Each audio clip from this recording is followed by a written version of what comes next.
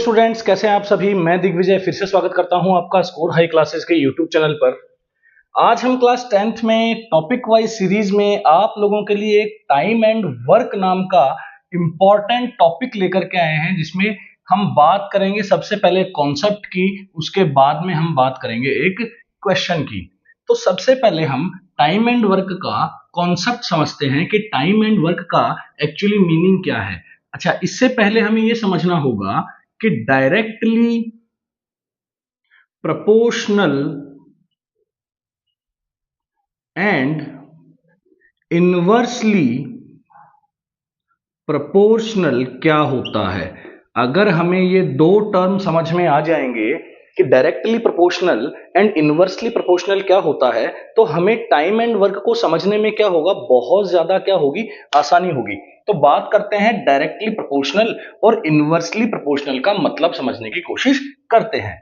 Directly proportional का मतलब यह है कि अगर मैं बात करूं कि एक मान लो पोल है, मान लो वो 100 मीटर का पोल है, 100 मीटर का वर्टिकल पोल है, जैसे ये मार्कर है, क्लियर है। अब इस पोल की 100 मीटर पोल की जो शेडो बनेगी वो किधर, कहीं ना कहीं ग्राउंड पे बनेगी कि नहीं बनेगी, बोलो। कहीं ना कहीं ग्राउंड पे बनेगी। अगर मैं कहूं कि मैं 100 मीटर के बजाय 500 मीटर का पोल लेता हूं, तो जो उसकी शेडो बनेगी, आप बताइए छोटी बनेगी या बड़ी बनेगी। आप बट ऑब्वियस कहेंगे कि सर यहां से जो आप बात कर रहे हो बड़ी इजी है। मतलब अगर पोल की एक्चुअल हाइट इंक्रीज होगी तो बनने वाली शेडो की हाइट भी क्या होगी बच्चों, इंक्रीज होगी। उसे हम ये कहेंगे कि वो किस केस के अंदर डाल दिया जाएगा, वो डायरेक्टली प्रोपोर्शनल कहा जाएगा।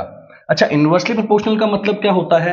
मान लेते हैं कि हम कहीं पे भी गए, मान लो डी मार्ट गए या और किसी मार्ट में गए, 500 रुपीज लेकर के गए, ठीक है।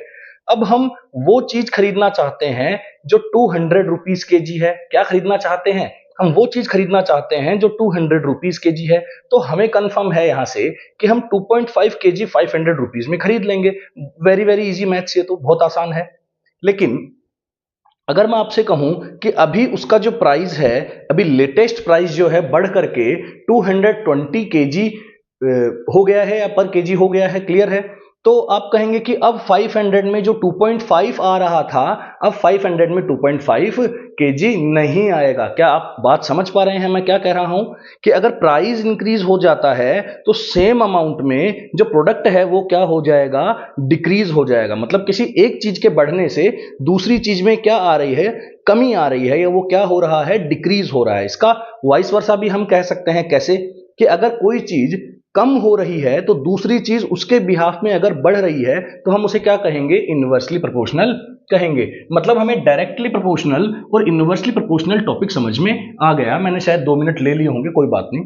लेकिन टाइम एंड वर्क के बारे में आप सोचिए कि अगर मुझे, मान लेते हैं किसी रूम की सफाई करवानी है और उस रूम की सफाई के लिए मुझे एक आदमी चाहिए। क्या चाहिए, एक आदमी। उसने मुझे कहा कि मैं आपकी रूम की सफाई 3 घंटे में करके दे दूंगा, क्लियर है।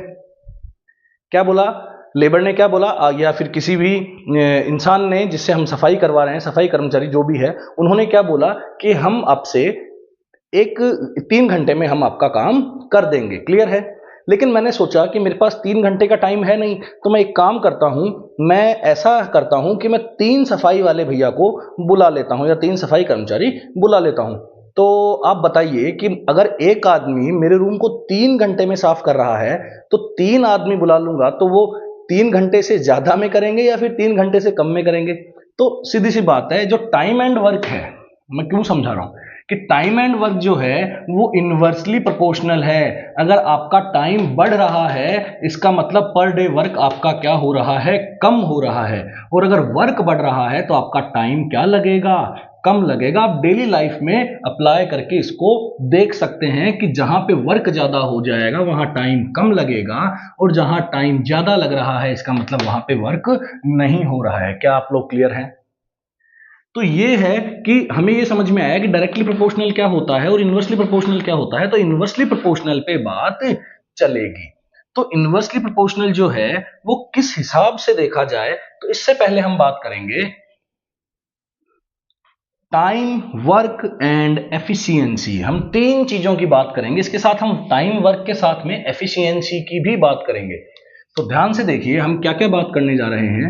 हम बात करने जा रहे हैं टाइम की, हम बात करने जा रहे हैं वर्क की, और हम बात करने जा रहे हैं एफिशिएंसी की।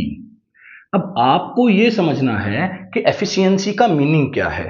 देखो, एफिशिएंसी का मीनिंग वही है, अगर हम इन तीनों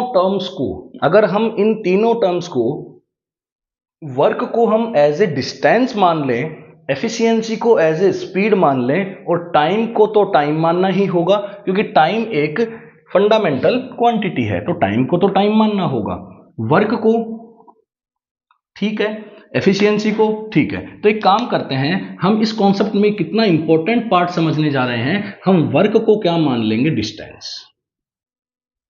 वर्क को क्या मान लेंगे बच्चों? डिस्टेंस। आप लोग सोच रहे होंगे अभी लेंदी होता जा रहा है, लेंदी नहीं है।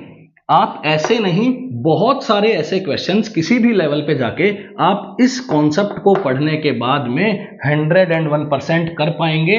तब आप लोगों को खुशी होगी, तब आप लोगों को पता चलेगा कि मैं यहाँ पे क्या रिलेट करके पढ़ा रहा हूँ। ये यूनिक चीज है, बिल्कुल न्यू है, बिल्कुल ब्रांड न्यू है, ठीक है। कॉन्सेप्ट क्या बोलता है? क्या वर्क को क्या मान लीजिए? डिस्टेंस मान लीजिए। क्या मान लीजिए? डिस्टेंस। और एफिशिएंसी को आप क्या मान लीजिए? स्पीड। अब जो डिस्टेंस टाइम और स्पीड में जो आप फॉर्मूला जानते हैं, उस फॉर्मूले को अप्लाई कीजिए। अब हम तो ये जानते हैं कि एक ट्राइंगल बनता है, उसके अंदर क्या होता है? यहां तो होता है डिस्टेंस, यहां होती है स्पीड, और यहां होती है टाइम। तो क्या होता है? Distance is equals to speed into time. Distance is equals to speed into time. तो डिस्टेंस को क्या मानो? वर्क मानो। तो फॉर्मूला बनके तैयार हो रहा है टाइम एंड वर्क में, work is equals to speed मतलब यहां से क्या हो जाएगा? एफिशिएंसी इनटू किसका? टाइम का। तो किसका इनटू होगा? टाइम का। तो क्या यहां से एक टाइम एंड वर्क में और एफिशिएंसी में क्या हम लोगों ने एक रिलेशन फाइंड आउट कर लिया है? अब हमारा काम थोड़ा आसान हो जाएगा। क्लियर है? यहां तक आप लोगों को अभी नोट करना होगा। मैं इरेज करता जा रहा हूं, मेरे पास ये लिमिटेड जगह है, क्योंकि मुझे यहां पे बताना होगा इस क्वेश्चन को। अगर हम इस क्वेश्चन को इरेज कर देंगे तो इसका डेटा इधर उधर हो जाएगा, फिर क्वेश्चन सॉल्व करने का फायदा नहीं निकलेगा। क्लियर है? यहां तक समझ में आया? Work is equals to efficiency into time. अब बात करते हैं, अब आगे बात करते हैं टाइम एंड वर्क की। आगे बात करते हैं कि कैसे टाइम एंड वर्क आपस में इनवर्सली प्रोपोर्शनल है, और हमें वहां से क्या रिलेशन एफिशिएंसी और टाइम के बीच में मिलेगा। तो छोटा सा टॉपिक नाम लगाते हैं इसको बोलते हैं रिलेशन बिटवीन, क्या बोलते हैं? Relation between efficiency, relation between efficiency and time. देखो, relation between efficiency and time. तो देखो, एफिशिएंसी और टाइम का जो रिलेशन है वो एकदम से इनवर्सली प्रोपोर्शनल है। कैसे? मैं एक आप लोगों को बहुत इजी सा एग्जांपल देके समझाता हूं।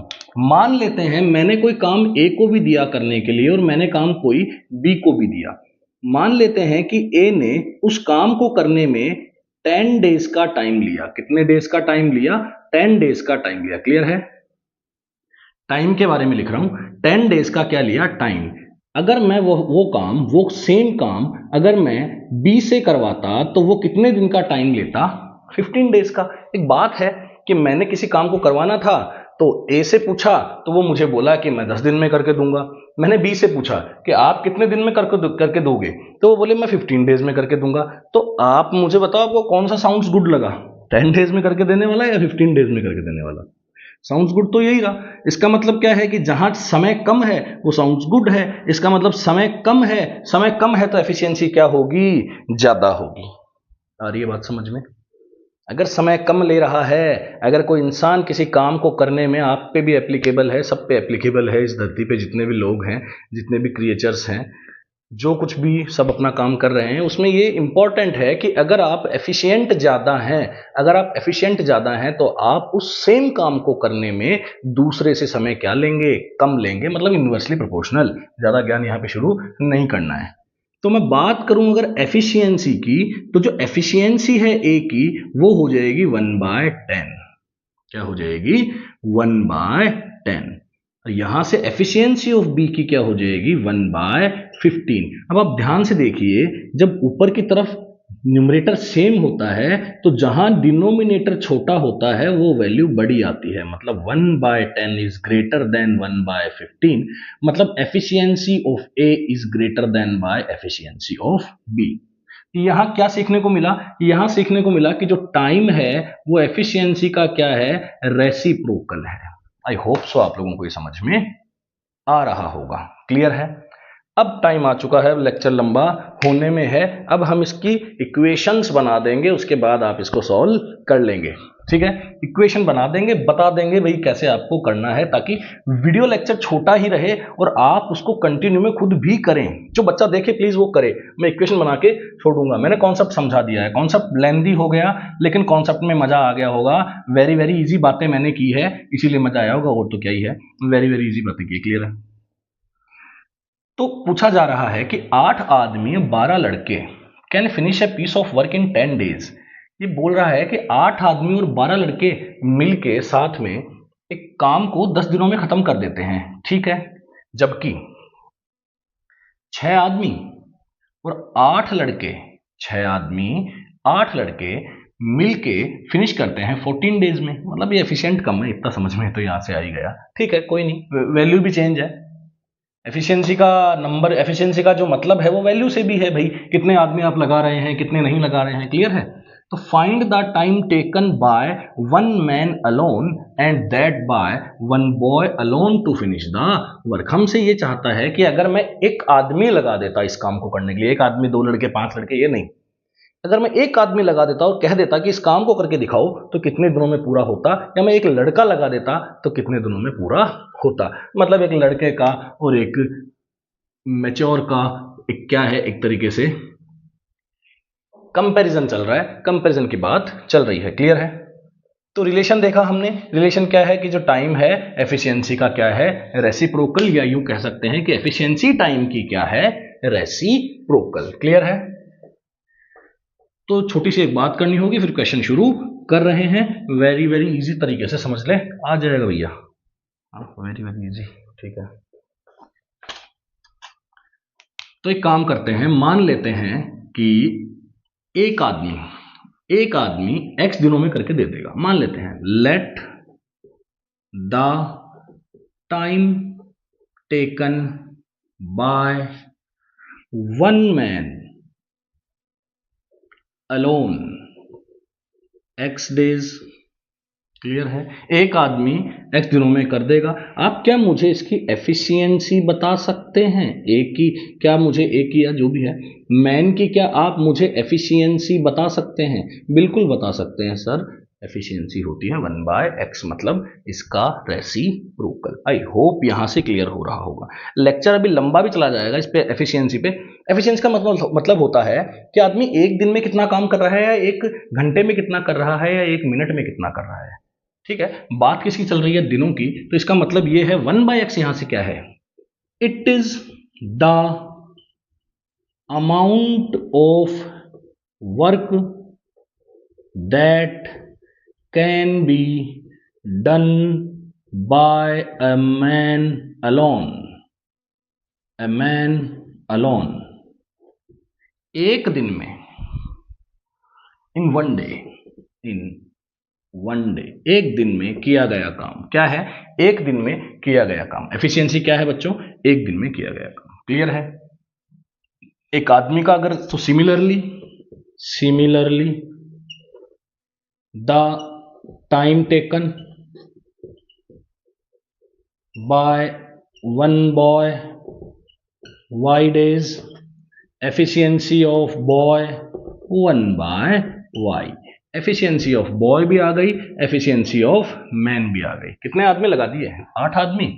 एक आदमी 1/x काम कर रहा है एक दिन में, तो 8 आदमी कितना करेंगे भाई, 8 × 1/x, बोलो अकॉर्डिंग टू क्वेश्चन, लिख दो यहां, होने वाला है, मैं बंद करने वाला हूं बस वीडियो, कोई दिक्कत नहीं है, बता दिया, समझा दिया, अच्छे से समझ में आ गया होगा। जो देख रहा है उसको कंफर्म समझ में आया ही होगा, क्लियर।